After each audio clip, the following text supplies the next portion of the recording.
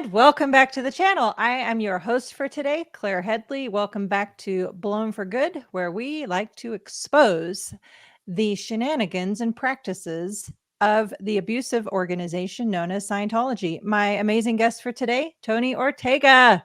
Good to see you, Tony. Hello, Claire. It's so good to see you. You too. And so, the reason I wanted to have this conversation with you today is I've just been following this arbitration matter, let's call it. Shenanigans is a better word, that Scientology has mired into recent legal cases. And it really struck me as worth discussing for many reasons, but personal to Mark and I, is that during our lawsuit, which ran 2009 to 2012, never once were we remanded into Scientology's arbitration. And so therefore, I thought it would be worthwhile having an in-depth conversation, including recent developments in Valerie Haney's case, of course. And later on, we'll pull up a contract that I signed back in 1991. And I'd love to get your thoughts on kind of looking at how Scientology has used their multi-million-dollar law firms to evolve this absolute farce of a practice known as arbitration. Well, I'm glad you brought that up. That's an interesting question. I have also had that thought in relation to some other cases, but now that you bring it up, you're right. Why didn't they try to force your lawsuit into arbitration when you sued in 2009? Another person who sued in 2009 was Laura DiCrescenzo. And her case lasted 9 years. And they also did not try to force her case into arbitration. Right. And I find that interesting because the trap that they set for everybody is no matter what you do in Scientology, whether you're joining the Sea organization or joining staff or just taking the Purif, doing the concourse, it doesn't matter. They put a waiver in front of you and they ask you to sign it before you do anything in Scientology. And it includes this arbitration clause, which says, look, if you have any problems with us, you promise you will not sue us. Instead, you'll go to our international justice chief and work out arbitration. And time after time in court, in recent years, that has proved to be a major stumbling block for former Scientologists trying to sue the church. But they didn't try it against you, and they didn't try it against Laura. Why not? And I wonder, Claire, if maybe they didn't realize what they were sitting on until later. Yes, Right? because completely. So I will say that I have not read the contract that I signed, the one that we'll look at later. I signed that in 1991 at the age of 16 years old. Of course, I had no legal counsel. Nobody was advising me as to what I was signing. And because it's been so long since I signed it, I did not realize that the arbitration clause existed there too, which makes it even more outrageous, like you said, that it was there. And they've obviously now just brought in higher paid attorneys to say, hey, let's use this piece to derail any attempts at justice. Yeah. And of course, the Garcia case is the one where everything changed. That was filed in 2013. Right. And they had to go to arbitration in 2017. But I think I actually first heard about this arbitration issue coming up in the lawsuit that Bert Shippers and Lynn Hoverson had filed, which was, I think, after yours, but before the Garcias. So somewhere in there, 2011 or so, their attorney started to figure this out, I think. And I don't think that Bert was forced into arbitration. I remember talking to an attorney about it because an attorney had said, this violates the Hooters ruling. And I don't know if everybody knows the Hooters ruling. It's kind of fun. The very first Hooters restaurant is in Clearwater, Florida, of all places. It's got nothing to do with Scientology, but that's where it is. And a woman who was working there was suing for, I don't remember what reason, she was fired or whatever. And Scientology, see, but Hooters then said, listen, you signed an employment contract that has this arbitration clause. you have to go to arbitration. Okay, fine. But then Hooters also insisted on choosing the arbitrator. This is what got ruled on by an appeals court that said, no, you can't have a contract, but you can't also choose the arbitrator. That's Right. unfair. And so that's when I first became aware of this issue, was the Shippers Hoverson lawsuit, but I don't think they were ultimately forced into arbitration. The first lawsuit where this worked was the Garcia lawsuit. It was filed in January 2013. They were Orange County Scientologists who had donated a lot of money, and they were suing over the idea that they've been lied to, Right. that they've been defrauded when they gave a lot of money to Scientology. And Scientology said, hey, you signed this contract that says you have to go to arbitration instead. And a federal court in Tampa said, yeah, contract's a contract. That was the first time that had ever happened. They went to arbitration, and it was for a day, and it was a joke. I mean, Luis wrote up this whole thing about it, about how he brought 900 pages of evidence of them being lied to.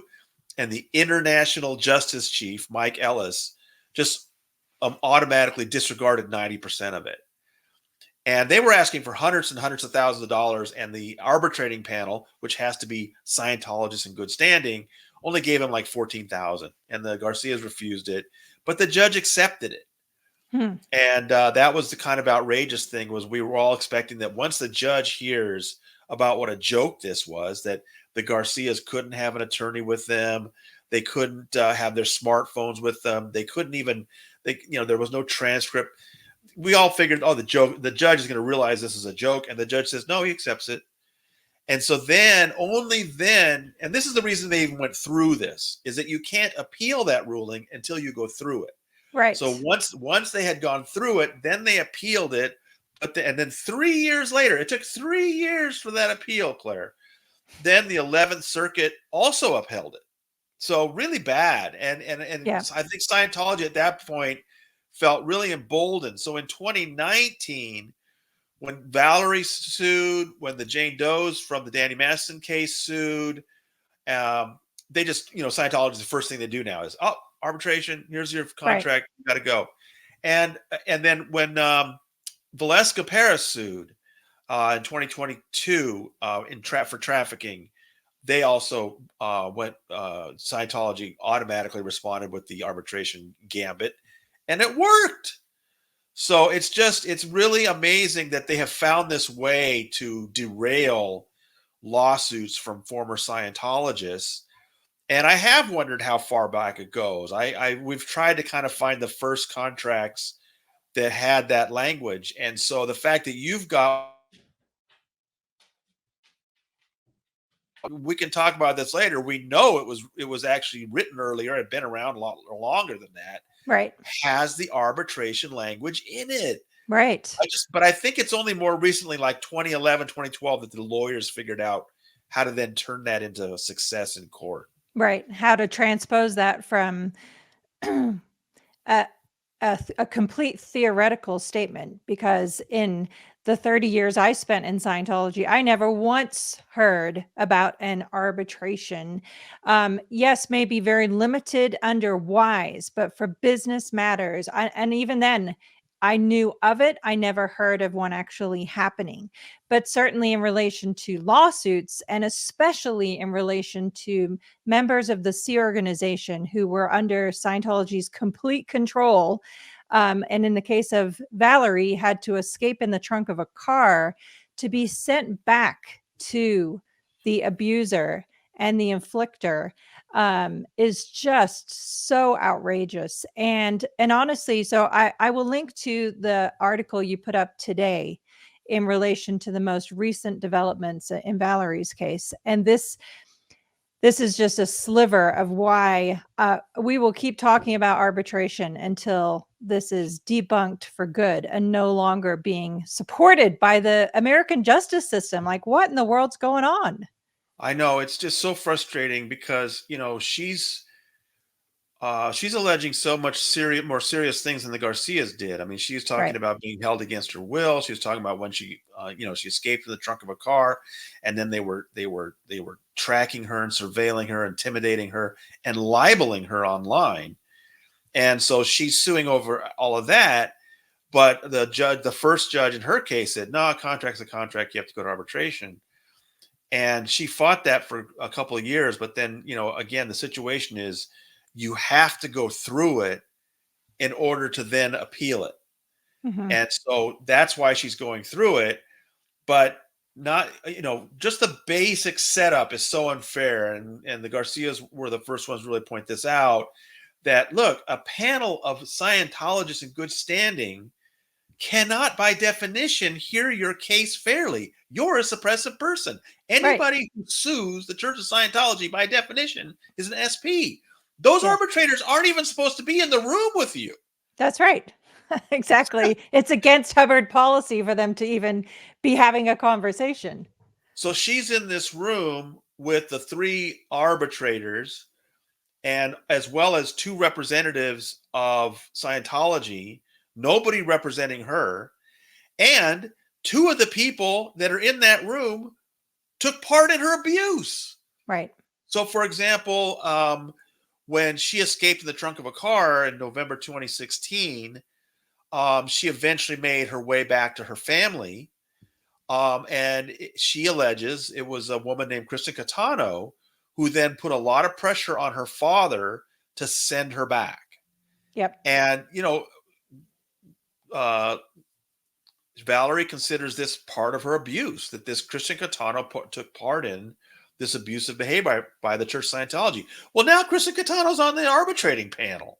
Right. I mean, in a court of law, nothing like this would ever be considered even for a moment. There's so many conflicts. And then what do? They, the Garcias, their arbitration lasted 1 day. It was frustrating. It was a joke. The Garcias weren't allowed to put any real evidence in. But it only lasted 1 day. Right.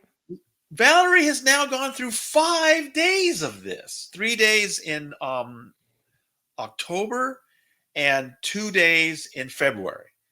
And she just has to sit there while they bring in these witnesses. They haven't even announced them to her. She doesn't have any time to prepare for them. They bring in boxes of documents. She has asked for some of these documents, but instead of giving her them to her ahead of time to prepare like you would for court, they're just sitting them down in front of her and reading them out to her.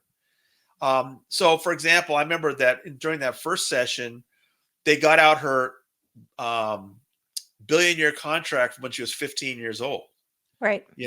And what's this got to do with the fact that in 2016 you were libeling her online?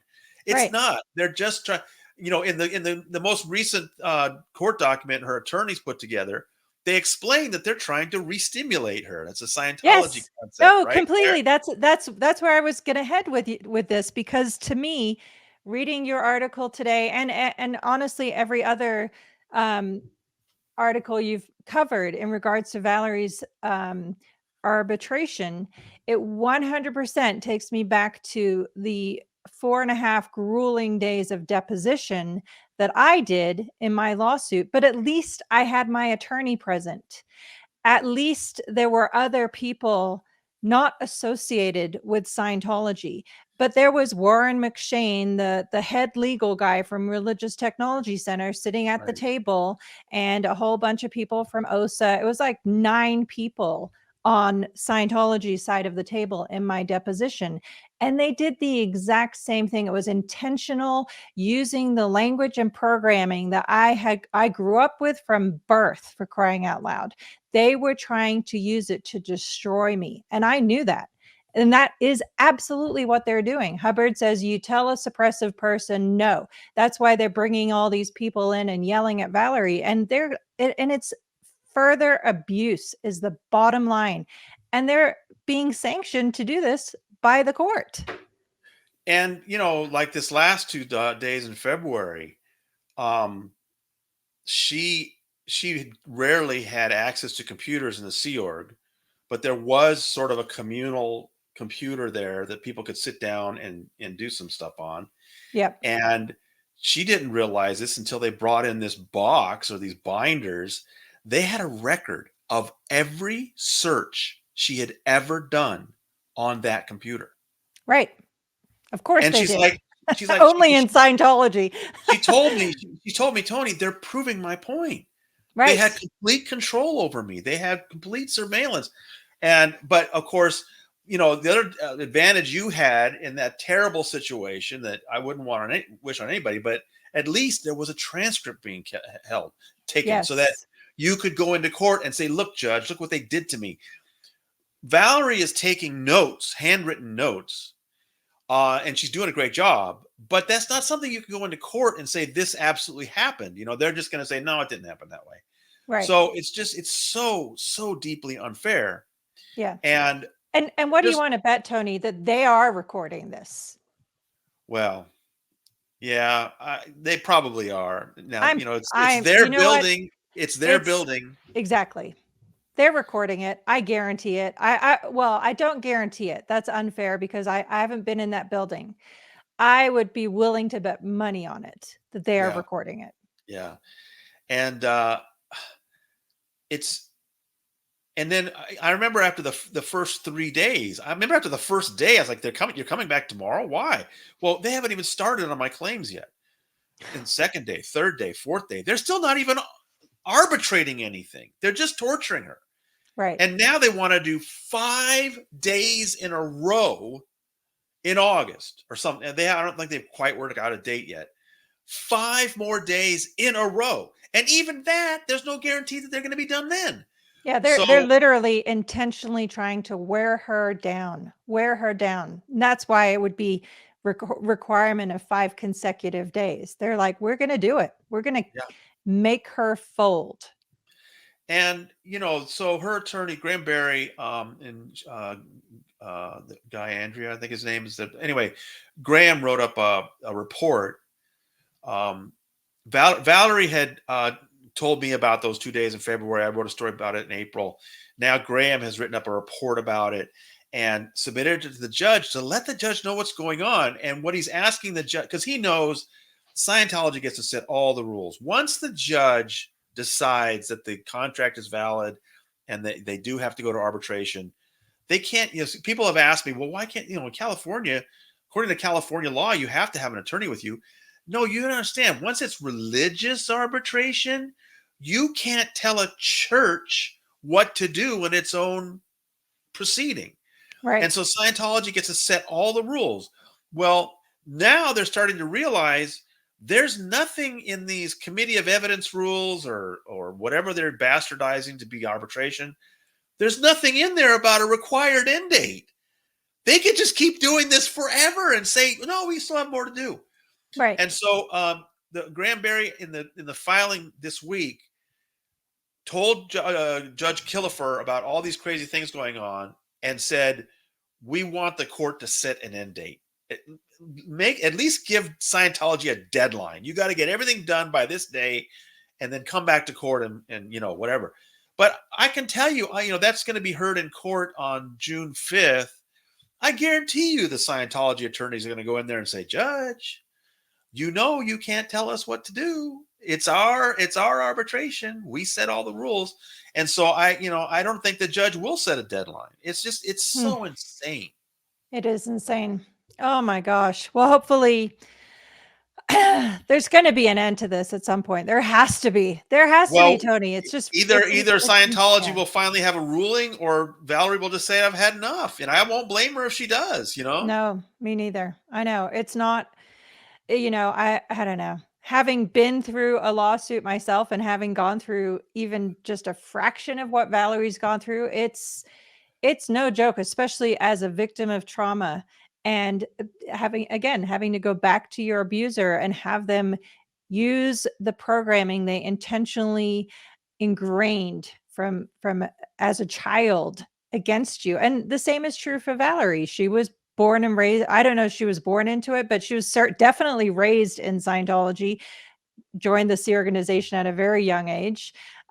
Valerie and I worked together at the headquarters for years, and I remember when she called Mark and I and told us the whole story about escaping in the trunk of the car. We were like, oh, what? And then she was like, and then I went back and we were like, no, Valerie, what?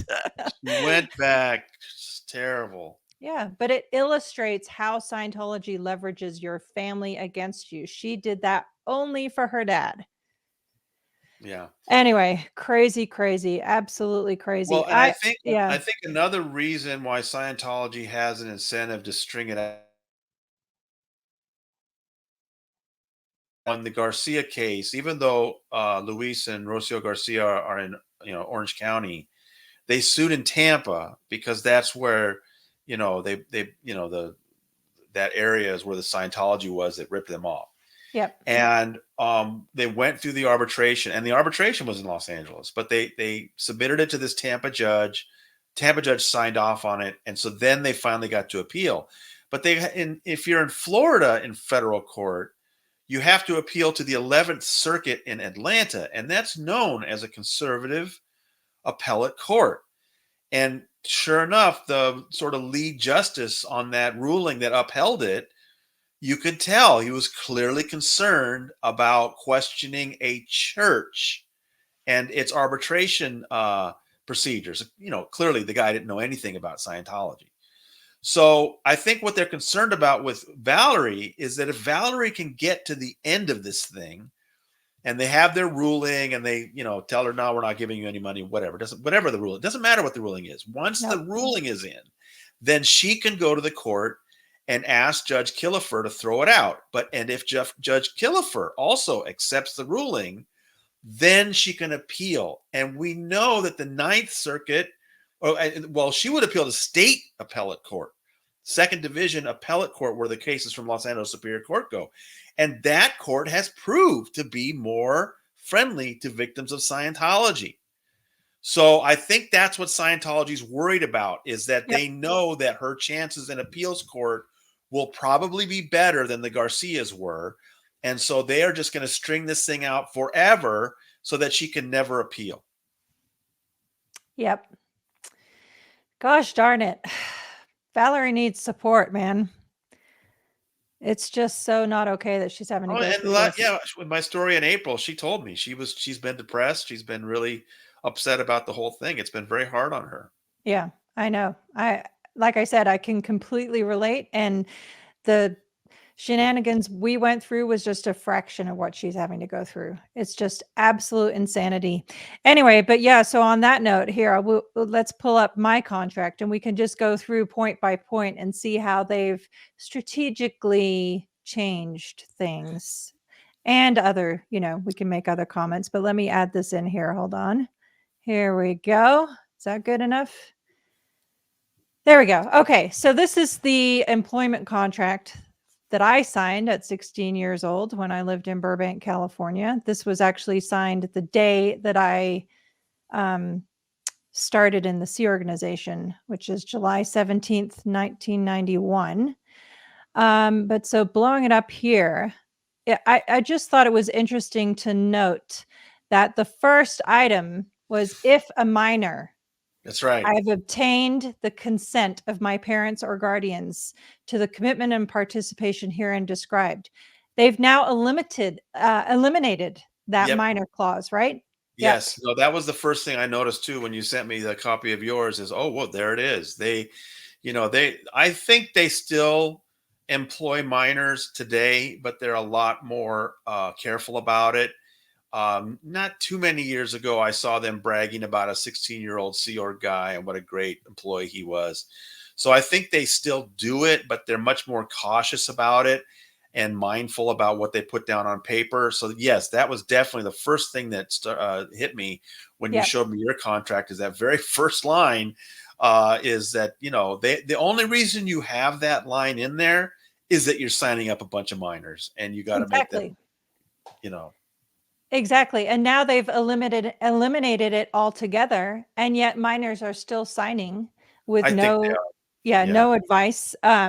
It and no, how can a minor agree to the craziness in these contracts? We won't go through it line by line. That would take us hours to discuss the insanity Well, of but you it. can, even from what's there, I think the viewers can see that right away after making to see if you're a minor or not. Right away, it goes into the confessional stuff, and that's Yep. why I was telling you before that this contract that you signed in 1991 feels more like the Joburg. It's like a Scientology interrogation, the kind Yep. of thing you see in the Johannesburg confessional security check, where they're trying to find out if you're a reporter, if you're here on behalf of the FBI, if there's anybody else in law enforcement in your family, and then these things like, are you a drug user, et cetera, et cetera. I mean, they're trying to figure languages in the law, the contract they're signing today. I think they still do that. I think they're still interrogating people for those things, but Yes. it's not in the contract. Back when you were signing it, it's right there. It's like all this stuff to make sure you're not some secret agent. It's wild. Yes. Oh, and that I've never had any mental health history, never seen a psychologist, never seen a psychiatrist. Even, I mean, yeah. What's this? Number 3, I have no institutional history of psychosis. At 16 years old, they're making me sign this. It's just crazy. I have no electric, insulin, or other shock, whatever. I can't see it. It's behind the, I'm not an active drug pusher. Yeah, you're absolutely right. It's straight taken out of the interrogations of Scientology. And I'm willing to bet money they realized this was duplicative of the life history form that any staff member or member of the C organization is required to not only complete, but then be interrogated on to make sure that they haven't left anything off. Right. I mean, it covers everything. And then, so let's go to the next page here. So I included this one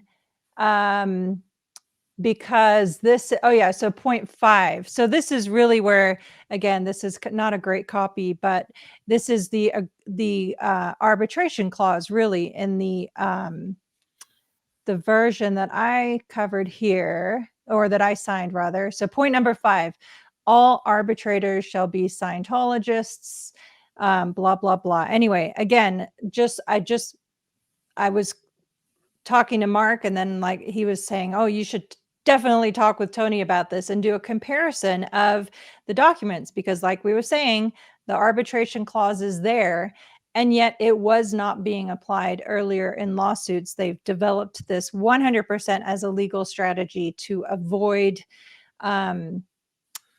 lawsuits. Well, it's really interesting to see it in a contract you signed in 1991, but also there's language elsewhere in that contract you showed me where, again, part of this make sure you're not a double agent thing. They ask you if you're out to harm L. Ron Hubbard or Mary Sue Hubbard. Well, Yes. if that language is in there, this contract had to have been written more like in the early 80s. This Right. contract form was probably 10 years old when you signed it in 1991. Yeah. So that's another thing that is really interesting. That well, does it say a date? But what's really interesting is that arbitration language has been in there longer than I ever realized. It's been in there a long, long, long time. But you're right; it's only been recent, since 2013 or so, that they've really gone after it in court as a legal strategy. Right. And it really does show that Scientology uses law firms to evolve and change their approach, in my mind. Well, they should, with the money they're spending, Claire. Yeah, tax exempt dollars. I mean, it's no laughing matter, to be fair. It's disgusting. They spend so much money. They have the best attorneys. I mean, they're on a war footing. They're litigating this, whether there's hearings coming up in court or not. These attorneys are on call. They're getting paid huge amounts of money. And so, yeah, they're going to come up with strategies. I mean, just this week, the lawsuit filed by Danny Master's victims, the Bixler lawsuit, the Jane Does who are they actually filed their lawsuit in 2019 before Danny was charged criminally through his criminal trials. Once he was convicted last year, their lawsuit finally got to get going again. And right out of the gate, Scientology filed these nasty motions to try to gut the lawsuit. And the judge said, no, he denied them. Well, now Scientology has appealed that. And the judge revealed this week, that's going to take a year to 18 months in appeals court. Yeah. So, and this is a lawsuit it's already 5 years old. That's just the thing. It's so hard I was just thinking about that this week, Claire. You know, it's so hard to sue Scientology. It takes so Mhm. many years.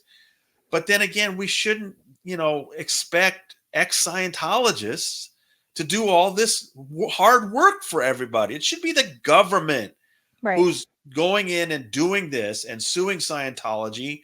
They will not have as hard a time in court, I don't think. Right. But I the but completely agree.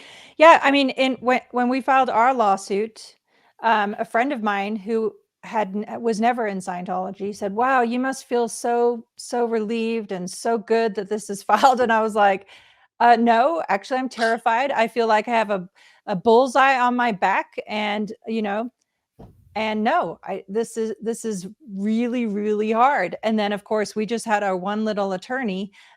Tony, there were times that I drove down to the federal courthouse myself with my 6-month-old baby and walked into the federal, courthouse and delivered filings to the judge's chambers myself personally, because our lawyer couldn't make it down that day or something.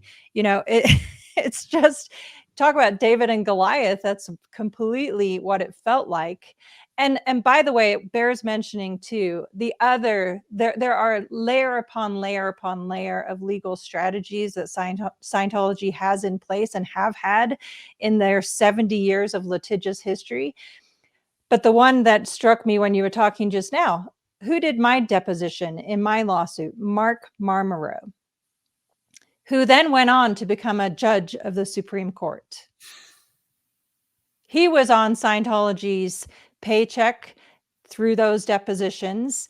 And ironically, there were many times in that deposition that it was very clear to me that he had not a single clue what Scientology was about, what he was questioning me about. I mean, just one example that is impactful is he shows me a picture of me at 6 years old in the cadet organization, a photo that I didn't have because I escaped with the clothes on my back, and said, "Point to yourself, okay, that's me. Did you have a happy childhood?"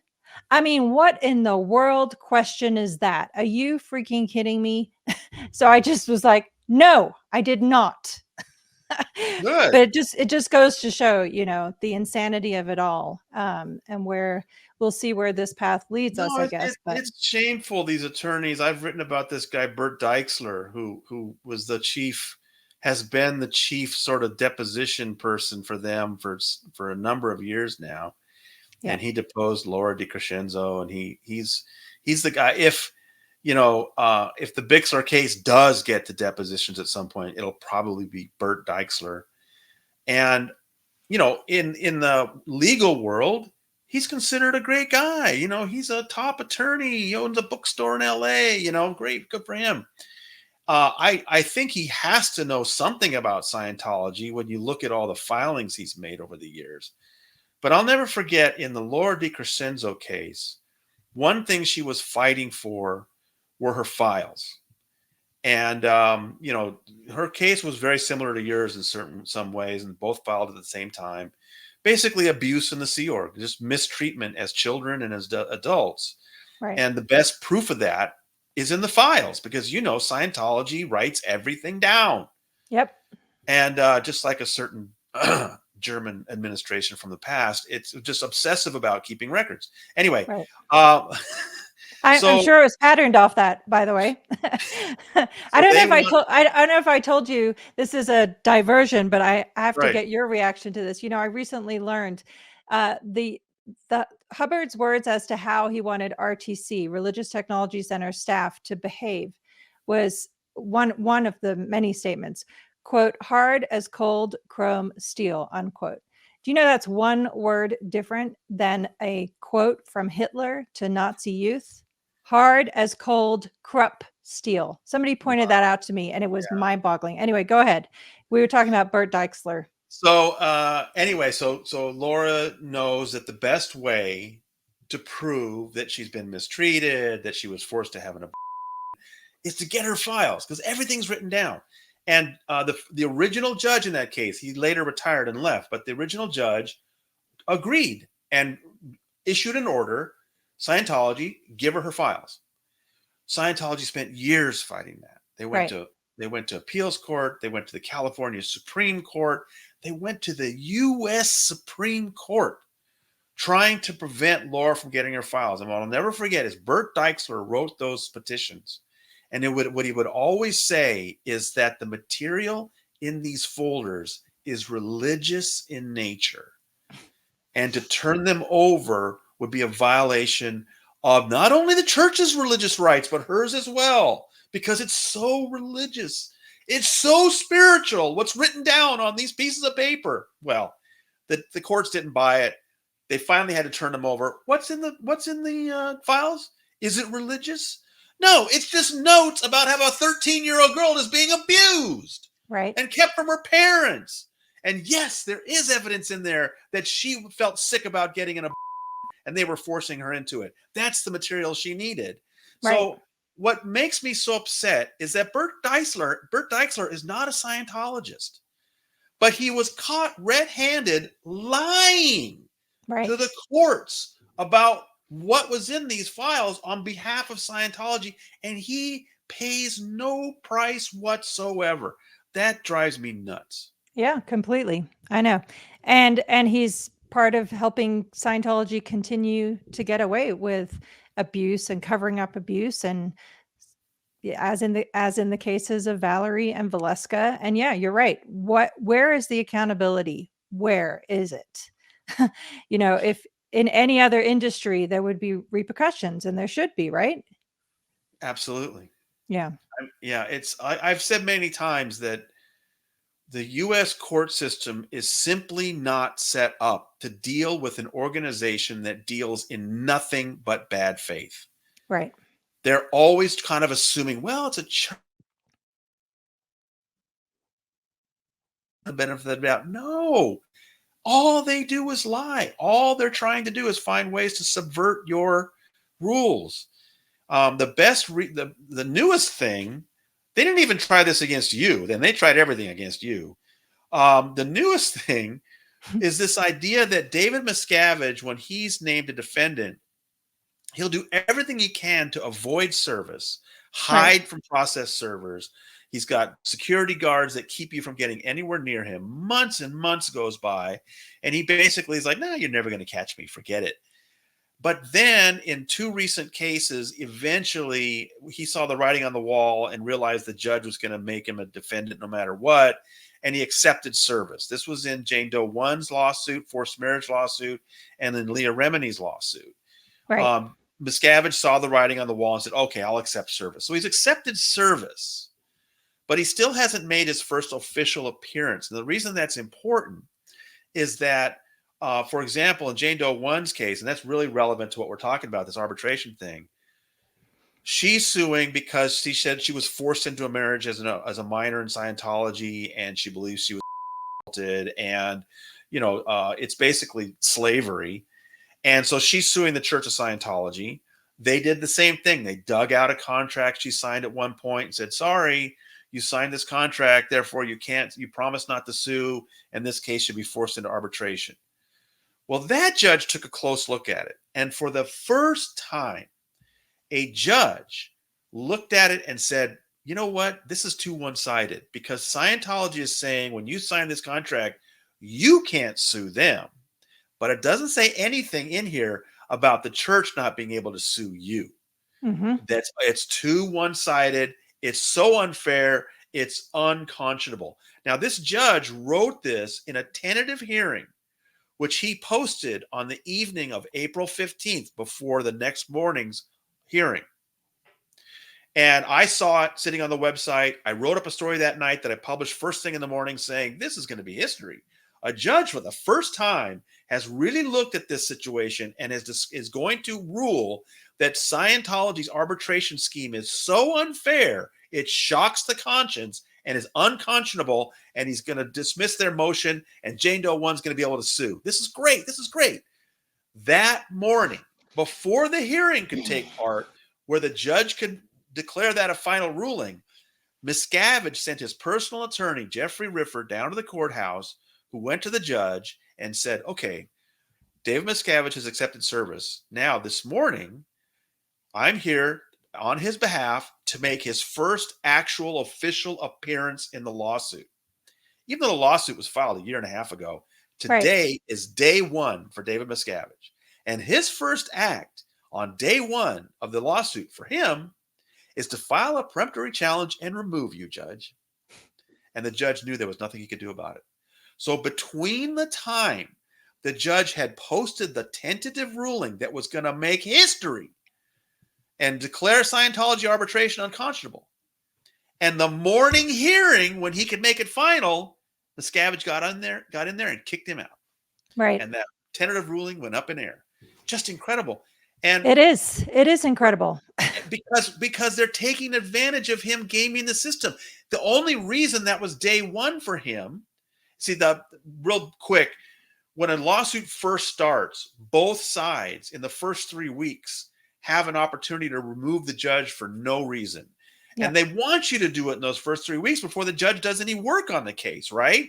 So, like Leah in her case, when she first sued, for whatever reason, the judge that assigned to the case, she didn't like him. She removed him. That's cool. That's fine. Either side can do that. Jane Doe's lawsuit was a year and a half old already, but to Miscavige, it was day one. Why?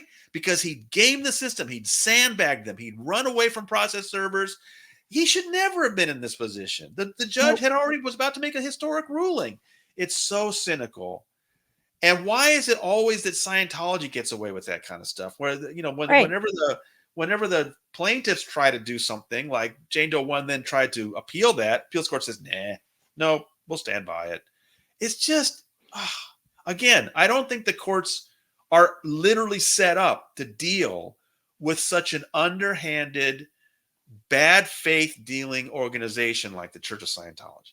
Right. And as you and I both well know, they've been dealing and doing these shenanigans for 7 decades. Hubbard was avoiding process servers in his day, just as David Miscavige is now. And it's ironic to me that the thing David Miscavige always said he was absolutely most terrified of was deposition. I mean, I've seen him talk to Mike Rinder about that. Like, you better make sure that I'm not called for deposition and you didn't handle this. And oh my gosh, it's insanity. But you're right. I think the courts presume some kind of above board approach from Scientology, and that's where you'll get it wrong every single time, unless you assume that they are going to do everything they can, lie, destroy, silence, do what fair means or foul, mostly foul, frankly. Well, I mean, even like a Monsanto or some other black hat company that probably sues people out of existence, even they will at some point make a calculation and say, well, do we really want to keep doing this? Let's just cut this guy a check or whatever.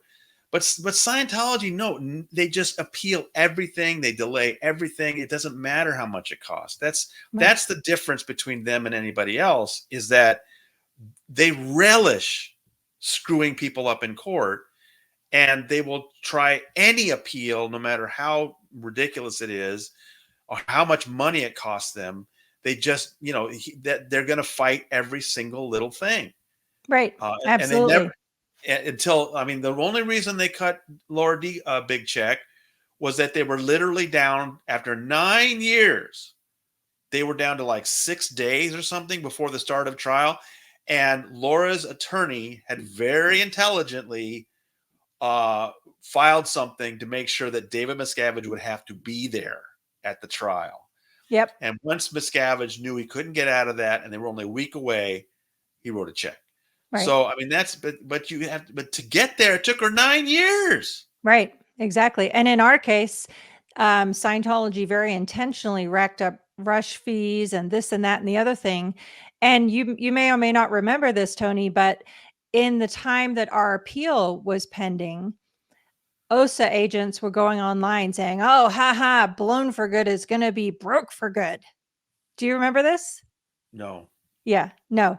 And then, of course, the part that we always talk about is our attorneys, unbeknownst to us, when we were, the judge did the final ruling and said, had we pursued other causes of action, such as false imprisonment, assault and battery, blah, blah, we may have fared differently, but now we have to pay the 42,880 blah, blah amount to Scientology and legal fees. And so our attorney approached them to say, hey, in cases like this, we'll just agree to go our separate ways. You waive the bill. My client, our clients will agree not to say or do anything or pursue any further legal action. We just all walk away. And they were like, nah, no, They unless your they client wanted you turns. they wanted Unless you to they, spy for them. exactly. So yeah, that was absolute. I mean, it gives me goosebumps just thinking about it. It made me so angry. Like, Yeah. after all we'd been through, and they wanted us to turn over the rights to Mark's book and to never speak publicly about Scientology ever again, and spy on not only any former Scientologist we'd been in touch with, including Marty Rathbun, was the only one they named by name, so ironically in this in this juncture, and also any media. So any emails you and I had, for example, they wanted turned over. Anyway, of course, needless to say, with your help and uh, St. Pete Times, and we did the GoFundMe, but we sold a van and sold a bunch of stuff and quickly got a cashier's check over to them. And then they turned around and said that, oh, the way that we paid, quote unquote, was because we participated in the Vanity Fair article. And for the record, we received not one penny from Vanity Fair ever. So there you have it, Scientology. Go write that in your diary. I still remember when they were trying to portray you guys as like having secret money or something. They had actually sent some private investigators to photograph workers working on your roof. Right, because we had And a they hail claim and that they our and they insurance agent paid for. they were trying to oh, Mark and Claire can afford a new roof. They must have more money than people realize. And I asked you guys about it, and it's like, no, there was a hailstorm and we had insurance. Right. And the insurance was paying, doing what they were obliged to do. It's just been incredible what they've subjected you guys to. And this is why most people don't want to sue. And then now they've got this thing where, well, go ahead and sue us, but get ready. You're going to go through this arbitration thing. It's just criminal. Yeah, exactly. It is criminal. And thank you for all the work you do. We'll just uh hope that eventually something's got to happen on this arbitration crap. Excuse my language, but it just cannot. You cannot. Well, David Miscavige was successful in removing Judge Robert Broadbelt before he got a chance to make that historic ruling in Jane Doe 1's lawsuit. Right. But that doesn't mean the judge that replaces Judge Broadbelt won't come to the same conclusion. And I'm going to assume that Jane Doe's attorneys are going to make sure and show the new judge, Judge Broadbelt's tentative, to say, take judicial notice of this, please. Take a look at what your predecessor found. And of course, I can tell you right now, Dave's attorneys are working day and night trying to come up with effective arguments to convince the new judge that Judge Broadbelt was wrong. So it's going to be an epic battle, but at least, I mean, it's just terrible what they got away with. But at least there is the fact that judge came to that ruling, and other judges should think about that. Right. That is this, when these Scientologists sign this thing, they're signing it to something so unfair. Is it really enforceable? And I think the big difference is judges that take the time and they don't. Like with Valerie's judge, it was so obvious he just wanted that case off his docket, and just like he didn't look very deeply into it at all. Right. It's a shame. Yep, it is a shame. But yeah, so we will keep talking about this until we don't have to anymore. How about that? And if I find any other relevant documents, we have 30 bankers boxes worth of every single filing everything from our lawsuits. They were going to, our law firm was going to shred them. And we were like, no, no, no, no, no. we're coming to get them. So it'll be some time, but we'll figure out anything we can find in there that's relevant that we can use. We're Share them with absolutely me. here for it. Yes, for sure. Awesome, Tony. Well, thank you so much for having this conversation with me today. We'll put this up next week. And as always, thanks for everything that you do. Thanks for doing the work. And yeah, we'll do another one soon, I'm sure.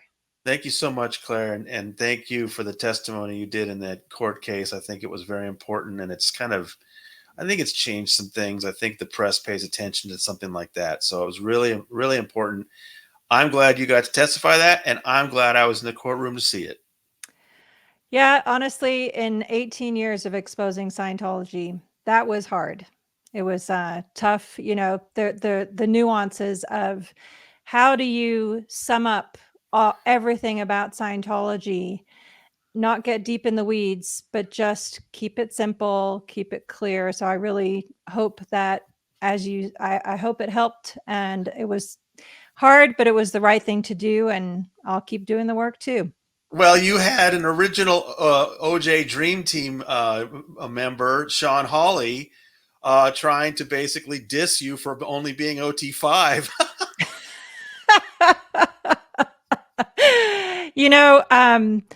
I will tell you this, Tony. So, because I haven't talked about it much because I just think it's better not to.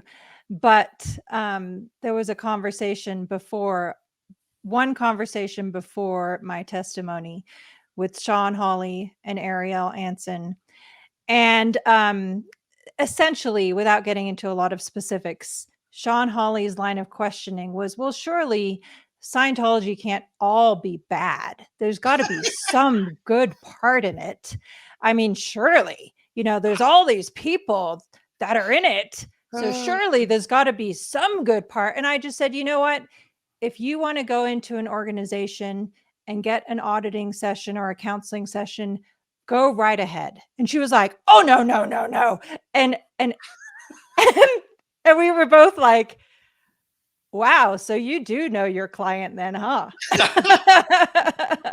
I mean, I didn't say that, but it was very revelatory. Let's just put it that way. Anyway, right. It was, and of course the shocker, I will never forget the day that the judge ruled to say that, yes, I could give testimony, and to have Scientology then announce that their counter expert witness was going to be none other than my stepfather, Hugh Witt, who, by the way, signed over guardianship of me when I was 16 years old and did not even know where I physically worked for 14 years that I was at the headquarters of Scientology. Yeah, that was shocking to me. I mean, I just summed that up as, wow, Scientology. So you destroyed my whole family. I will never be able to speak to my mother again, never be able to speak to my sisters, my brother, my aunts, my uncles, my cousins, any person I ever knew my entire life. I will never be able to speak to them again. And you think this is going to get under my head? Like, that ship sailed a long time ago. In fact, you sailed it, Scientology. It was just crazy. Anyway, intended to actually put him on the stand, but it was just, again, to produce the effect in you, which is what Scientology does. Which, again, another one of the many pieces of evidence that Scientology was at least running part of Danny Masterson's defense, which is part of the reason why he's sitting in prison now, I think. I mean, he's in prison mainly because those women did such a fantastic job on the stand and told their stories, and you helped, and all the other witnesses were great. But I think a part of the reason Danny Masterson is in prison today is that Scientology just had to meddle in his defense and cause problems. Absolutely. Yep. Their mind games and their meddling. It does start to backfire on them eventually. So the next piece that we need this to resolve for is arbitration. So there you have it. Okay. Awesome, Tony. Well, thank you so much. Have a wonderful weekend, and we'll be in touch soon. Thank you, Claire. All righty. Until next time. Thanks for watching. If you'd like to help support the channel, feel free to check out the merch store link in the description.